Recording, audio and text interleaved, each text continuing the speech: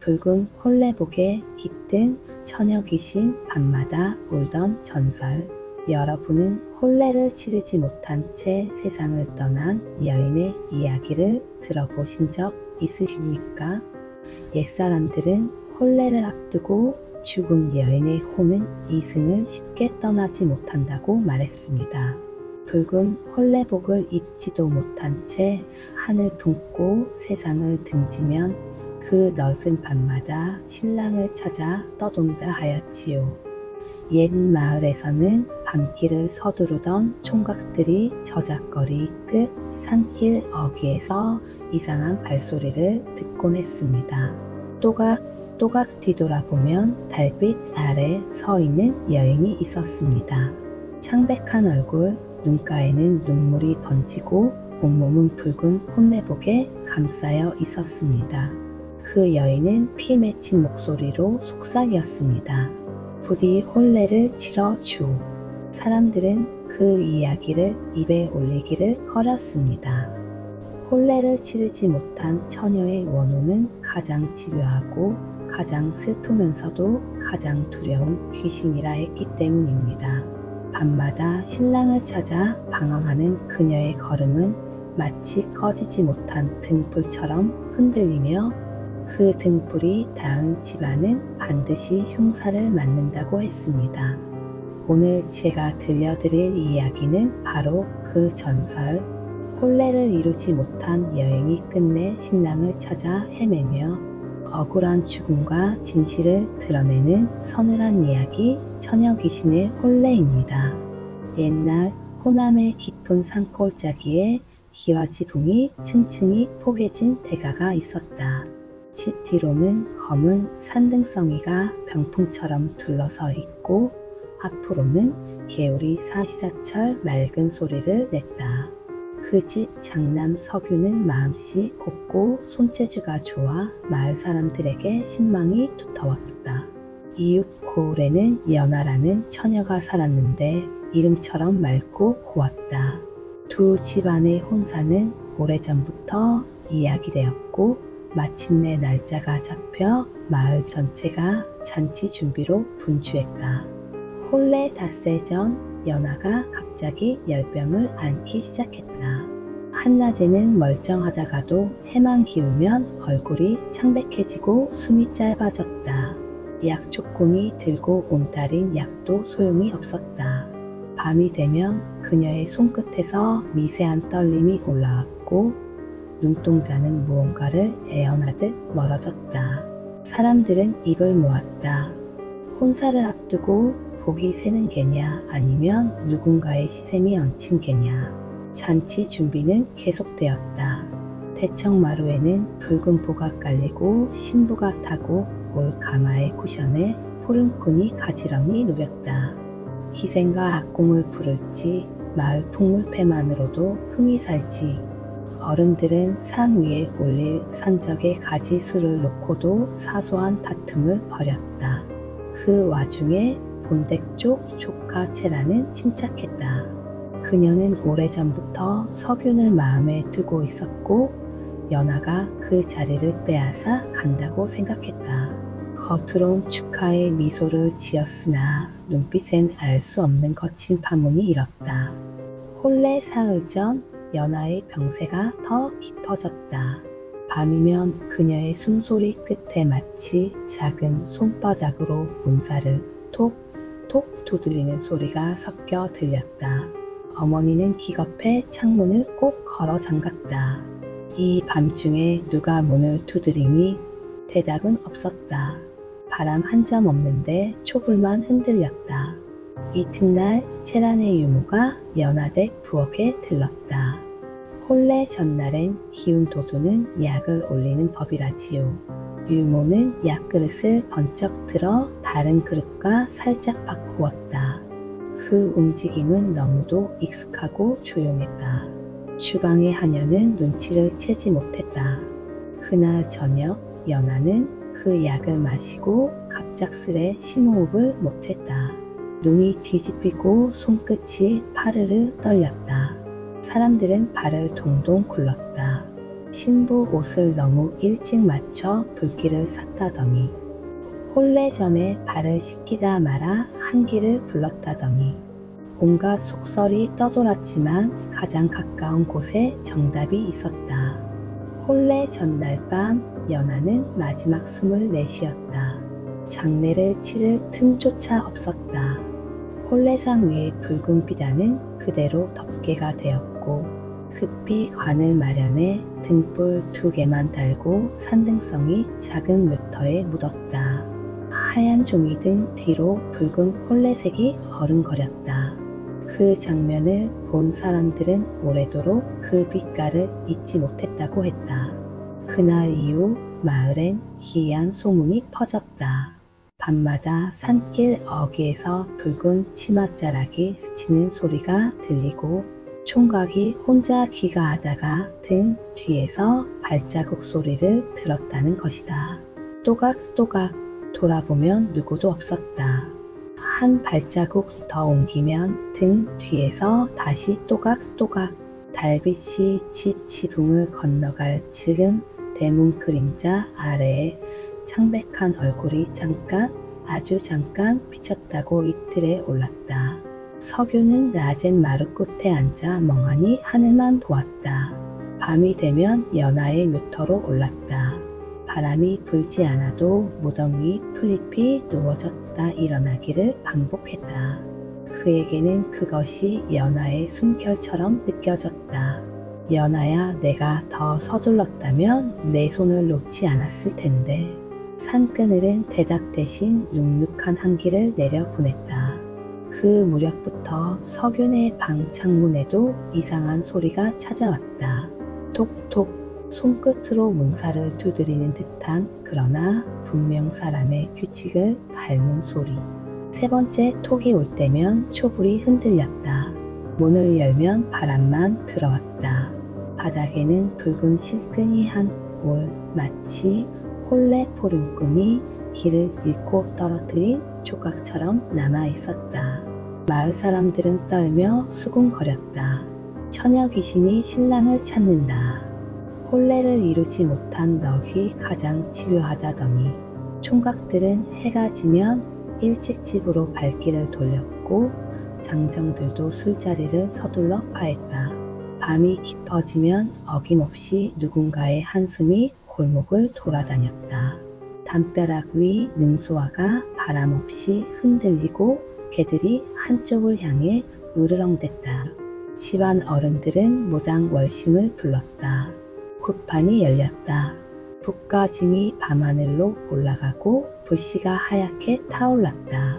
월심은 이마에 피를 내어 재단에 떨어뜨리며 외쳤다. 떠도는 귀여, 누구의 이름으로 이 문을 두드리느냐. 그 순간 등잔불이 푹 꺼졌다.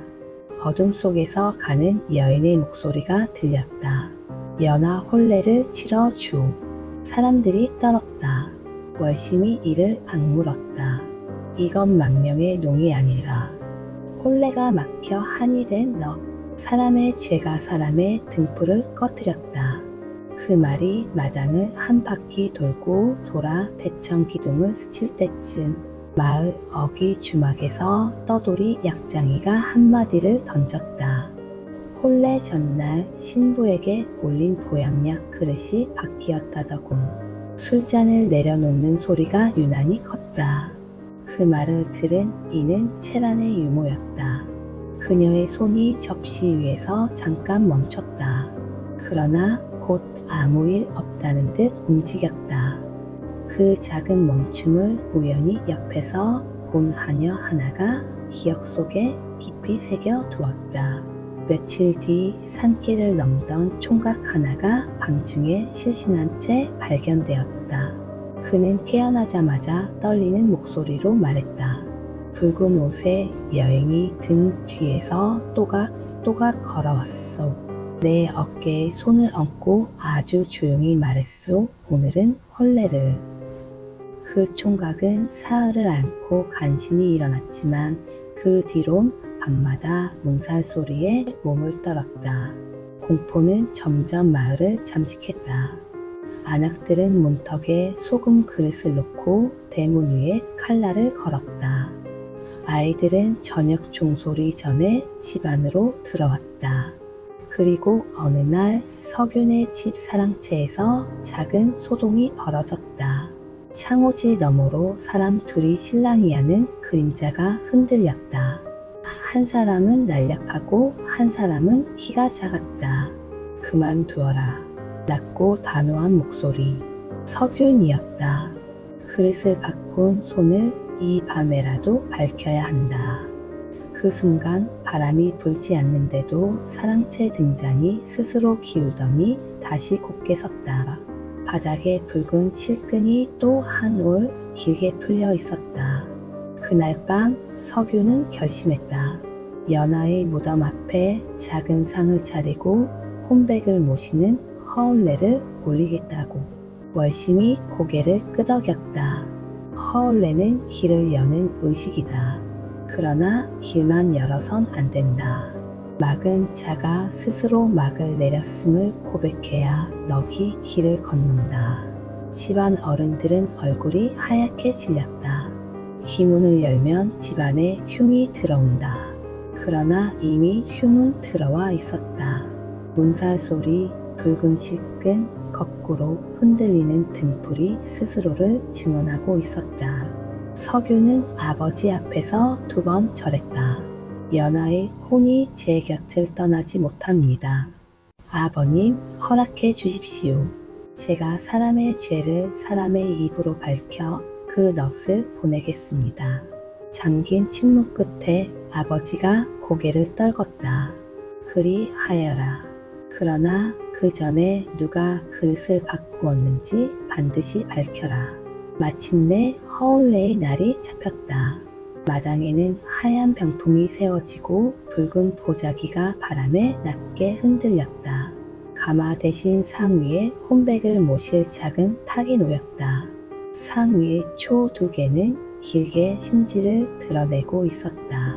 바람이 없는데 초불이 스스로 떨었다. 누군가가 문턱을 넘을 때마다 또각하고 아주 가벼운 소리가 바닥을 스쳤다. 사람들은 서로 눈을 맞추지 못했다. 모두가 알고 있었기 때문이다. 오늘 밤 누군가의 입이 열려야 한다는 것을. 그때 사랑채 뒤편에서 유모의 흐느낌이 새어나왔다. 나는 죄인입니다.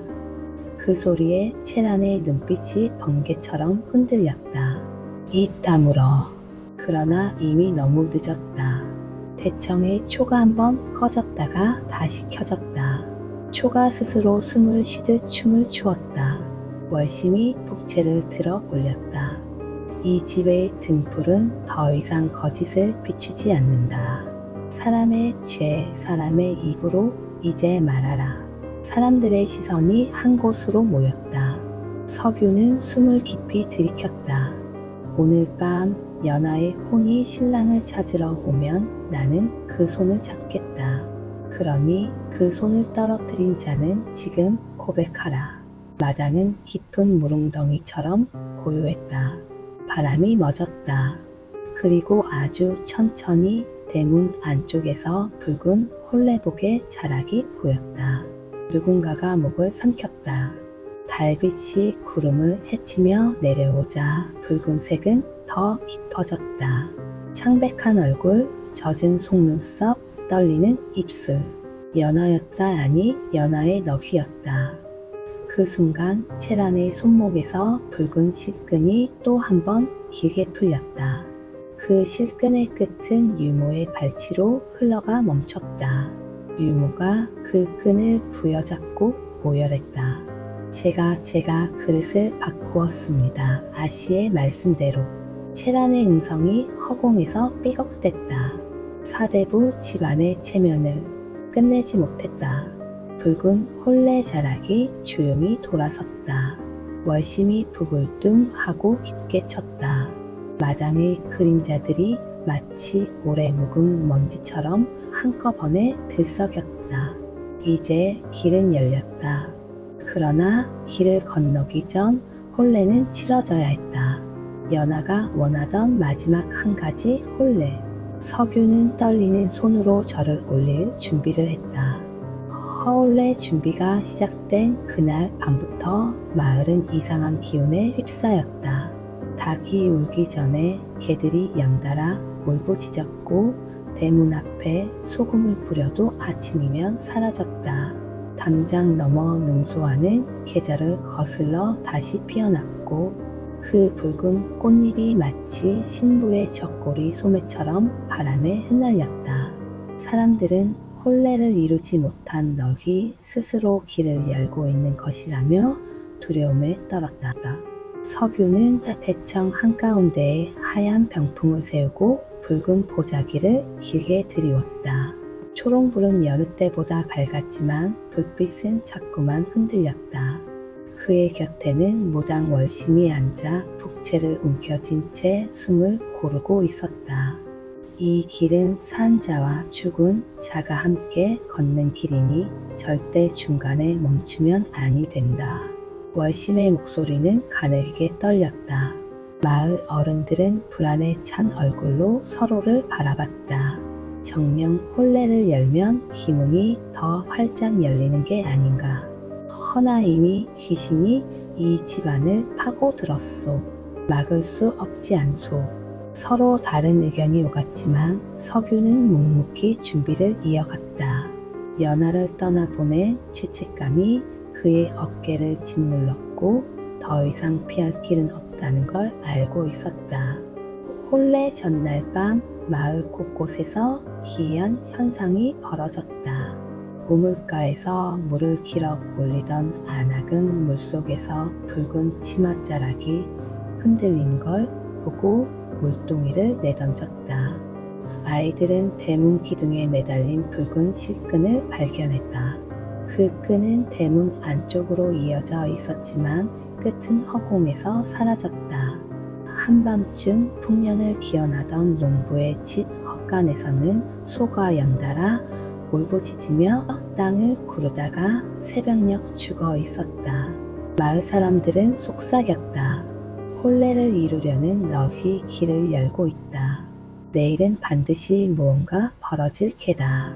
석유는 방 안에 홀로 앉아 연하의 비녀를 손에 쥐고 있었다. 그 비녀는 혼례날 머리에 꽂아주려던 것이었다. 연하야, 이 비녀를 내 머리에 꽂아주지 못했구나. 내일은 반드시. 그의 눈가가 젖었다. 문살 너머로 또다시 톡톡 두드리는 소리가 울렸다. 이번엔 분명히 들렸다. 내일은 내 혼례날이니라. 그 목소리에 석유는 온몸이 떨렸지만 피하지 않았다. 그래, 내일은 내 혼례날이다. 내가 끝내 맺어주마. 마침내 허울레의 날이 밝았다. 마을 사람들은 두려움에 떨면서도 모두 모여들었다.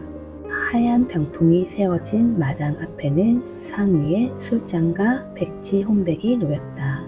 붉은 보자기는 바람도 없는데 천천히 흔들렸다. 월심이 북을 치자 공기가 달라졌다. 둥둥 깊고 무거운 북소리가 울릴 때마다 촛불이 길게 흔들렸다. 사람들은 숨을 죽였다. 그 순간 대문 밖에서 또각또각 발자국 소리가 들려왔다. 마당 안의 모두가 고개를 돌렸지만 아무도 대문을 여는 이는 없었다. 그러나 발자국은 점점 가까워졌다. 그리고 마침내 대문 틈새로 붉은 치맛자락이 스며들었다. 붉은 혼례복 차림의 여인이 서 있었다. 창백한 얼굴, 눈가엔 마르지 않는 눈물이 흐르고 입술은 떨렸다. 그녀의 발자국은 땅을 딛지 않고도 또각또각 울렸다. 사람들은 비명을 지르며 물러났지만 석유는 한 발 앞으로 나아갔다. 연하야, 내가 왔다. 여인의 눈동자가 흔들렸다. 그리고 낮게 속삭였다.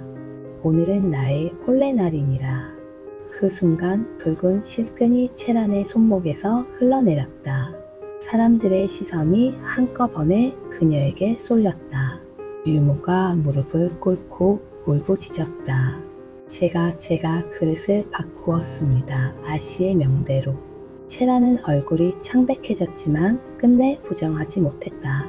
사대부 집안의 체면을 위해서였다. 천첩의 핏줄이 이 대문을 들어오면 이 집안은 더럽혀진다. 그녀의 외침에 마당은 얼어붙었다. 그리고 그 순간 홀레복의 여인이 고개를 천천히 돌렸다. 눈물과 미소가 뒤섞인 표정이 그녀의 얼굴에 어렸다. 월심이 북을 크게 쳤다. 둥둥. 붉은 꽃잎이 하늘에서 비처럼 쏟아졌다. 사람들은 울부짖으며 몸을 웅크렸다. 붉은 홀레복의 여인은 천천히 상 앞으로 걸어와 앉았다. 석유는 그녀 앞에 무릎을 꿇고 절을 올렸다. 그 순간 바람이 요란하게 불며 병풍이 쓰러졌다. 촛불이 꺼졌다가 다시 켜졌다. 모두가 숨을 죽였다. 여인은 눈을 감으며 낮게 속삭였다. 이제야 혼례가 이루어지는구나. 그 소리와 함께 붉은 홀레복은 바람에 흩날려 사라졌다. 마당에는 붉은 시큰 한 홀만 남았다. 붉은 홀레복이 흩날려 사라진 직후 마당에는 정막이 흘렀다. 사람들은 서로의 얼굴을 바라보며 숨을 삼켰다. 그러나 촛불은 여전히 흔들리고 있었다. 아직 모든 것이 끝난 것이 아니었다. 그 순간 상 위에 놓인 술잔이 스스로 흔들리더니 붉은 액체로 가득 차올랐다. 분명 술을 부은 이는 아무도 없었다. 사람들은 혼비백산하며 물러섰다. 월심은 떨리는 목소리로 외쳤다. 이건 죽은 자의 눈물이다. 아직 풀리지 못한 말이 남았다. 석윤이 떨리는 손으로 술잔을 들었다. 그리고 정중히 절을 올렸다. 연하야, 내 억울함을 이 자리에서 밝히겠다. 너의 혼례를 막은 자, 너를 죽음으로 몰아넣은 자 모두가 보았다. 그 순간 술잔이 터지며 붉은 액체가 채란의 치마 위로 쏟아졌다. 채란은 비명을 지르며 뒷걸음질 쳤다. 그만, 이제 그만, 내가 잘못했다. 그녀의 눈에서는 눈물이 아닌 검은 피가 흘러내렸다. 사람들은 눈앞의 광경에 몸서리쳤다. 유모가 다시 무릎을 꿇었다. 아씨, 용서하소서. 제가 그릇을 바꾸었으나 모든 것은 아씨의 명령이었나이다. 제가 죄인입니다. 그러나 홀령은 유모에게는 눈길조차 주지 않았다. 오직 채란을 향해 서 있었다. 그때 대청의 기둥이 흔들리며 낮은 울음소리가 들려왔다. 신랑을 돌려줘. 그 목소리는 연하의 것이었고 동시에 이승을 떠나지 못한 수많은 여인의 목소리 같았다. 채란은 몸을 부르르 떨며 마당에 엎드렸다. 잘못했다. 체면이 두려워 그릇을 바꾸라 시켰다. 그 죄 이제 인정한다.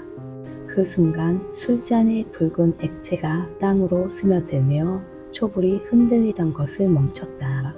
붉은 시끈이 천천히 공중으로 떠올라 하늘을 향해 사라졌다. 그리고 어둠 속에서 들려오던 울음소리도 서서히 잦아들었다. 연하의 호는 마지막으로 석윤을 향해 미소를 지었다. 눈가에는 눈물이 맺혀 있었지만 그 표정은 오래된 하늘 놓아버린 듯 고요했다. 그리고 붉은 홀레복이 바람에 휘날리며 달빛 속으로 사라졌다. 사람들은 그제야 한숨을 내쉬었다. 누군가는 오열했고 누군가는 땅에 엎드려 고개를 들지 못했다. 그날 밤 마을의 등불은 꺼지지 않았다. 오히려 새벽닭이 울기 전까지 환히 빛나며 마치 새로운 시작을 알리는 듯했다. 허울레가 끝난 뒤 마당에는 깊은 정막이 흘렀다. 붉은 홀레복 자락은 이미 바람 속에 사라졌으나 남은 이들의 가슴에는 오래도록 떨림이 남았다. 석유는 두 손을 모아 무릎 꿇은 채 한동안 움직이지 못했다. 그의 눈가에는 눈물이 번졌지만 얼굴에는 안도의 기색이 떠올랐다. 비로소 연하의 혼이 이승에서 풀려난 것을 알았기 때문이다. 채라는 그 자리에서 기절하듯 쓰러졌다. 사람들은 그녀를 붙잡아 세웠지만 더 이상 반항하지 않았다. 진실이 드러난 이상 그녀는 숨을 수 없었다. 이후 채라는 법과 마을의 심판을 함께 받았고 나머지 생애를 깊은 속죄 속에서 보내야 했다. 유모 역시 무릎을 꿇은 채 연하의 무덤에 날마다 찾아가 울며 빌었다. 사람들은 말했다. 사람의 죄는 언젠가 드러나기 마련이다. 귀신의 손이 아니라 사람의 입으로 밝혀지는 것이지. 그날 이후 마을의 밤길에서는 더 이상 발소리가 들리지 않았다. 창문을 두드리던 톡톡 소리도 때문에 걸리던 붉은 시큰도 나타나지 않았다. 아이들은 다시 골목에서 놀 수 있었고 장정들은 새벽까지 술을 마셔도 집으로 무사히 돌아갈 수 있었다. 마을 어른들은 안도의 숨을 내쉬며 고개를 저었다. 혼례를 막은 죄가 이렇게 무섭다니. 서규는 연하의 무덤 앞에 새로 제단을 세웠다. 그는 매년 혼례날이 다가올 즈음이면 흰 들국화를 가져다 바쳤다. 무덤가의 풀은 바람에 흔들릴 때마다 마치 연하의 소매처럼 스쳐 지나갔다. 서규는 그 바람에 이마를 맡기며 눈을 감았다. 연하야, 이제는 편히 가거라. 내 혼례는 내가 끝내 지켜냈다. 세월이 흐르고 저택은 점점 기둥이 기울고 담장이 무너졌다. 그러나 마을 사람들은 여전히 여름밤이면 아이들에게 일렀다. 혼례를 이루지 못한 처녀의 혼은 가장 치료하다. 그런 넋을 욕되게 하며 집안의 등불이 꺼지고 그 대가를 반드시 치른다. 어떤 이는 말하기를 초승달이 뜬 밤 무덤가를 지날 때 붉은 치맛자락이 바람에 스치는 것을 보았다고 했다. 또 어떤 이는 술에 취해 귀갓길에 서늘한 손길이 어깨를 스치는 걸 느꼈다고도 했다. 하지만 곧 이어지는 것은 울음이 아닌 짧은 미소처럼 느껴지는 고요였다. 사람들은 그것이 연하가 마지막으로 남긴 인사라 믿었다. 시간이 지나도 이 이야기는 사라지지 않았다. 오히려 더 선명하게 전해졌다. 혼례를 욕되게 한 죄는 귀신의 한으로 남아대를 이어 징벌을 내리고 억울하게 죽은 이의 넛은 반드시 신랑을 찾아 헤맨다는 경고로 남았다. 그래서 지금도 사람들은 속삭인다. 혼례복은 붉지만 그 안에는 눈물이 스며 있다. 만약 밤길에서 붉은 옷자락을 본다면 절대 따라가서는 안 된다. 그것은 기쁨의 혼례가 아니라 슬픔의 혼례이기 때문이다. 오늘 이야기는 여기까지입니다. 이것은 오래전부터 전해 내려오는 밤길에 소름 돋는 전설 한 토막이었습니다. 밤은 점점 깊어가고 다음 이야기는 더욱 서늘한 비밀로 찾아뵙겠습니다. 구독과 좋아요로 함께 해주시면 다음 전설도 놓치지 않게 될 것입니다.